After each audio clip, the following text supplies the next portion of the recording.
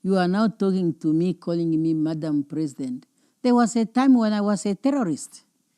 Her voice doesn't tremble. It cuts through the silence like a blade. The same woman who once hid in the jungles of Angola hunted by soldiers now sits before the world draped in the flag of an independent Namibia. The same woman once labeled an enemy of peace now speaks for an entire continent's right to exist with dignity. In a world that so easily rewrites history, she reminds us that freedom was never gifted. It was earned by those who were willing to be misunderstood. When she says, "They called me a terrorist," she isn't asking for sympathy. She's delivering a warning that truth will always be dangerous to those who profit from lies. And so begins a conversation unlike any you've heard before.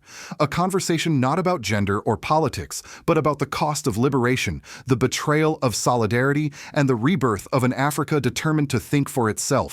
From the ashes of colonial wars to the rise of a multipolar world, Namibia's new president has a message for every African nation. Independence is not complete until we control our own economies, our own media, our own story. So let me ask you, my friends, can Africa ever be truly free if its liberators are still being called dangerous? Can justice exist in a world where Western media decides who the heroes are? This is not just an interview. It's a confession of history. It's a call for every free mind in Africa, in America, everywhere, to listen again before the next chapter is written without us. Please share if you believe that liberation is not a crime. Subscribe if you believe that Africa's truth deserves to be heard. There are moments in history when truth walks barefoot through fire and somehow survives. For Namibia, that moment came decades ago, when a young woman barely in her 20s chose to trade comfort for conviction. Her name was Nangolo Nandi-Ndaitwah, and the world called her a rebel. Back then, Namibia was not a name people whispered with pride. It was a colony chained by the South African apartheid regime, stripped of its language, its dignity, and its land. Those who dared to resist were hunted, imprisoned, or erased. But she and her comrades in SWAPO, the liberation movement, refused to bow. They fought in the shadows, with radios hidden under blankets passing coded messages through the border winds of Angola. The world never saw those nights, the rain-soaked uniforms, the sound of planes above the fear that freedom might never come. But it did. And when independence finally dawned in 1990, the world celebrated Namibia's freedom. Yet for Nandi-Ndaitwah, it was not the end of the war. It was only the beginning. I fought for the independence of this country politically and economically. What I want now is the economic independence of Namibia. That one sentence defines her presidency. Because political flags can rise overnight, but economic freedom takes generations. Now sitting under the soft light of a Namibian sunset, she speaks not as a survivor of war, but as a builder of nations. Her tone is steady, her memory sharp. She recalls the Liberation Movement Summit of 2025 in South Africa, where leaders from Angola, Zimbabwe, Mozambique, and Namibia gathered to warn of a new kind of invasion regime change by foreign influence. They call for regime change, she said, because they fear our liberation mindset. To the West, these are just words, but to Africa, they are a mirror. Because everywhere you look, from Harare to Maputo, from Lusaka to Ouagadougou, the same pattern repeats. Leaders who refuse to obey global powers suddenly find themselves vilified, sanctioned, or overthrown. Namibia's president doesn't speak in anger. She speaks in understanding. She knows what it feels like to be branded dangerous simply for refusing to kneel. And when the Western media published articles warning that her presidency was a risk because of her liberation mentality, she did not defend herself. She smiled and said, "If loving my country and fighting for its independence is dangerous, then yes, I am dangerous." It is in that defiance, calm, intelligent, unapologetic, that Namibia finds its new strength. Her presidency is not built on political theater or slogans. It is built on memory, the kind of memory that carries names written in blood. When she speaks of multilateralism, it's not diplomatic vocabulary, it's gratitude. Namibia survived because others stood by her. Cuba, Russia, Tanzania, Nigeria, the frontline states who defied colonial giants and paid with their own peace. Today, she wants that same solidarity reborn, not in war, but in trade, education, and shared sovereignty. Her message to the younger generation is simple: never let history be rewritten by those who didn't live it. And her challenge to the global order is even clearer. Africa has earned its seat at the table, and it will no longer be silent while others speak for it. From the jungles of Angola to the global stage, the story of Madam President is the story of an entire continent reclaiming its narrative, one word, one policy, one truth at a time. And as she ends that part of the interview, her gaze lingers not on the camera, but somewhere far away beyond borders, where every African who once fought for freedom now rests. She whispers quietly, almost to herself, "They called us terrorists, but all we ever wanted was peace." It began with a whisper, then grew into a storm. When Madam President stood at the Liberation Movement Summit in South Africa, her voice carried the same power it had decades earlier in the jungle camps of Angola. But this time, there were no rifles, no gunfire, only words and truth. "There is an evil," she said, "that calls for regime change by foreign forces." The room fell silent. Delegates from Zimbabwe, Mozambique, and Angola looked at each other, not with surprise but recognition. They all knew what she meant. They had seen it before: the invisible hand of democracy promotion, the sudden uprisings funded from abroad, the headlines written before the protests even began. Madam President spoke slowly, each word measured like a drumbeat of resistance. "During our struggle, they called us terrorists. Today they call us threats to democracy. The label changes, the control remains." Those lines were not just political statements. They were testimonies of memory. And outside that conference hall, the world reacted exactly as she had predicted. Within hours, major Western outlets ran headlines dripping with suspicion: Namibia at risk of liberation extremism. Nandi-Ndaitwah's rise sparks fear among investors. Fear, that's the word they always choose, because fear justifies interference. Fear turns a patriot into a problem. But this time, something changed. Across Africa, the narrative began to shift. Social media erupted with the hashtag "ZAR Liberation is not a danger." In the streets of Windhoek, students carried signs reading, "If fighting for independence was a crime, then our parents were all guilty." Her words ignited a quiet fire across the continent, a fire not of anger, but of awakening. From Dakar to Dar es Salaam, people began to revisit their own histories, how every freedom fighter was once labeled a criminal. The climax came days later when a young journalist confronted her during a press conference. "Madame President, Western media says your liberation mindset could destabilize Namibia's democracy. How do you respond?" She didn't raise her voice. She didn't flinch. She simply leaned forward and replied, "They said the same about Mandela, about Sankara, about Lumumba. Yet the world now celebrates them. The difference is time, and who gets to write the history books." That moment went viral. Within 24 hours, millions watched the clip, and for many it was the first time they had seen an African head of state answer Western criticism with such dignity and calm precision. Across African parliaments, leaders referenced her words. Even in Kenya, Ghana, and Nigeria, opposition parties quoted her as proof that Africa was entering what analysts began calling the age of conscious sovereignty. Meanwhile, Western diplomats scrambled.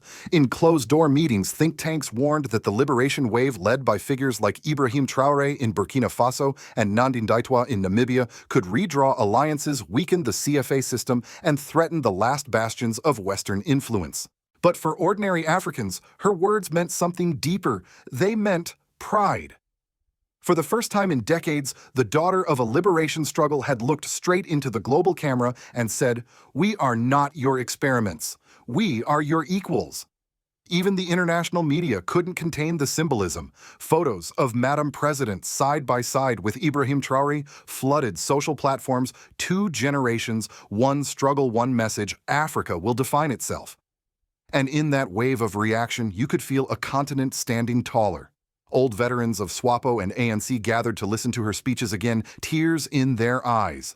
One of them whispered on live radio, "For years we thought the revolution was over. Now I see it was only sleeping." That was the moment the story stopped being about Namibia alone. It became a mirror for every nation still haunted by old labels: terrorist, radical, dangerous. And through her defiance, Africa saw its reflection: scarred, proud, unbroken. As the summit closed, Madam President stood at the podium one last time. She raised her hand, the same hand that once held a rifle, and said quietly, "You can label me anything you want, but you cannot label the truth." The hall erupted, and in that thunder of applause you could hear the sound of a continent reclaiming its voice. When the applause faded and the summit lights dimmed, the echo of Madam President's words lingered not just in political chambers, but in the hearts of ordinary people. In Windhoek, farmers stopped their work to discuss her speech at tea breaks. In university cafeterias, students replayed her interview on their phones, arguing, debating, rediscovering what independence really meant. Something invisible had shifted. For years, Namibia's democracy had been praised abroad yet questioned at home. People had grown used to elections that felt more like rituals than renewal. But after her statements about liberation, sovereignty, and interference, a new awareness spread. Perhaps political freedom without economic power was just another form of dependency. Within weeks, Namibian youth organizations began forming study circles called the Second Liberation Forums. They gathered in schools, mosques, and town halls, reading speeches of past revolutionaries, Thomas Sankara, Samora, Machel Patrice Lumumba, and connecting their words to the realities of unemployment, debt, and foreign-owned industries. It was not rebellion. It was education, and it frightened the establishment. Government ministers who once treated politics as ceremony suddenly faced pointed questions from their own citizens. How can we call ourselves independent? One student asked on live TV, if our copper, our uranium, and our diamonds still serve someone else's profit. The question echoed far beyond Namibia. In Zimbabwe, opposition leaders quoted her to challenge the economic monopoly of Western corporations. In South Africa, young activists revived calls for land restitution using her exact phrase, "Liberation without economic sovereignty is unfinished business." Her stance on the German colonial genocide also reignited an emotional reckoning. When the parliament officially designated May 28th as the National Day of Remembrance for the Herero and Nama people killed during the early 1900s, the ceremony was solemn. No fireworks, no music, only silence. Madame President stood among descendants of survivors holding a candle. She said softly, "We are not celebrating genocide. We are remembering our people." Those words reached Europe. Within days, German newspapers questioned why their government still refused to issue formal reparations. Berlin sent a carefully worded note expressing regret, but Namibians were no longer satisfied with apologies. They wanted accountability and partnership built on respect.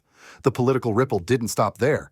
Inside the African Union, Namibia introduced a motion calling for a continental framework to evaluate foreign influence on African media and elections. The goal: transparency and information sovereignty. For the first time, smaller nations like Botswana and Lesotho voiced support, marking what analysts called the Windhoek Declaration moment, a turning point in how Africa confronts manipulation, not with weapons, but with awareness. Of course, such moves came at a price. Certain Western investors began to pause projects. Aid organizations quietly reviewed their commitments, but on the streets, the people were not worried. They were proud. For them, the withdrawal of conditional aid was not punishment. It was proof that independence had finally become real. By mid-year, a slogan appeared across the capital on murals and bus stops: economic freedom or nothing. It was no longer just Madame President's vision, it had become the people's demand. And so, what began as a speech about sovereignty had evolved into a national awakening.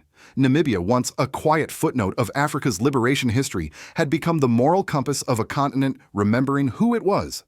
While the people of Namibia marched with pride, the corridors of Washington, Brussels, and London buzzed with unease. To the Western establishment, what Madam President had ignited looked suspiciously familiar, a repeat of the sovereignty shock once led by Ibrahim Traoré in Burkina Faso, Assimi Goïta in Mali, and Colonel Tiani in Niger. Only this time it came wrapped not in camouflage, but in diplomacy and grace. Analysts on American television tried to decode her tone. Some described her as the female Traoré, others as Africa's new Sankara in pearls. A few even praised her composure, admitting that she had outclassed the narrative game.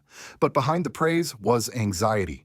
Because what she said about economic independence, about Western interference, about Gaza, and the double standards of global justice challenged the very structure that America helped build after World War II. When she declared that Namibia will take sides only for peace, fairness, and integrity, U.S. diplomats heard a warning: Africa was no longer a geopolitical playground. It was becoming a moral referee. And then came her stance on Palestine. Unlike many leaders who chose silence, she spoke with clarity. What is happening in Gaza is genocide. We will continue to support Palestine. That statement sent ripples through Western media. American talk shows called it provocative, European outlets labeled it bold. But in the global south, from Latin America to Southeast Asia, it was heard as something else entirely: truth. For the first time, a small African nation had called genocide by its name without asking permission. Meanwhile, Russia seized the moment. Foreign Minister Sergei Lavrov praised Namibia's consistency and courage. Moscow announced a new bilateral energy partnership, calling Namibia a friend forged in the fire of liberation. Chinese commentators on CGTN echoed similar sentiments, describing her as a leader of moral clarity in an age of moral confusion. Inside the United Nations, her remarks reignited debates over Security Council reform. A U.S. delegate privately confessed to a journalist that Africa's demand for a permanent seat can no longer be ignored, not after speeches like hers. France, under pressure after losing influence in the Sahel, tried to reposition itself as a respectful partner, while Germany faced renewed calls for reparations. In short, the world's power map was trembling again, this time not because of tanks or missiles, but because of words. A woman from Namibia had forced the global north to look in the mirror. She didn't shout. She simply asked, "How long will fairness depend on who defines it?" And in living rooms across America, older viewers, veterans, activists, and preachers who had marched during the civil rights era recognized that voice. It reminded them of Malcolm, of King of every soul, who once said freedom is not given, it is claimed. For them, she wasn't just Madame President. She was a reminder that truth once spoken with conviction can still shake an empire. The sun was setting over Windhoek when she gave her final answer. Her tone was calm, but her words carried the weight of generations. "You are calling me Madame President now. But there was a time when I was called a terrorist." That sentence, once whispered in defiance, had become a prophecy, because every African who ever fought for freedom had lived that same contradiction, condemned for resisting, then celebrated once resistance became history. But what Madam President reminded the world is this history is not finished yet. She warned that the same forces which once occupied African land are now occupying African narratives. That media manipulation is the new colonialism and financial dependence the new chain. And her voice, neither bitter nor defeated, offered both warning and hope. "We must not lose faith," she said. "This wave will pass, but how we ride it will define whether the next generation remembers us with pride or pity." Those words could have come from anywhere, from a village in Burkina Faso, a township in South Africa, or a pulpit in Alabama. Because at its core, this was not a Namibian story. It was our story of every nation that has been told to wait its turn to tone down its truth, to accept someone else's version of freedom.